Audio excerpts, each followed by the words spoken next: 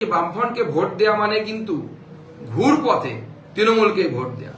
তার থেকে ভালো সরাসরি তৃণমূলকে ভোট দেওয়া উচিত। কিছু মানুষকে বিভ্রান্ত করার চেষ্টা করছে, এখানে বামফ্রন্টের তরফ থেকে মানুষকে বিভ্রান্ত করার চেষ্টা করা হচ্ছে।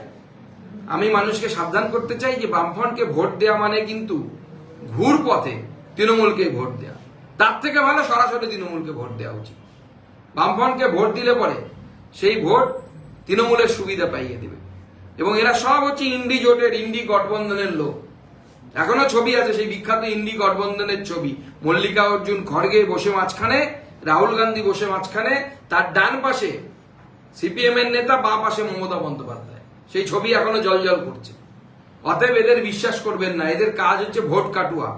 যেরকম কৃষকরা মাঠে কাকতারুয়া লাগায়, সেরকম বামফ্রন্ট, সে আরএসপি হোক সিপিএম হোক, এদের কাজ হচ্ছে ভোট কাটুয়া।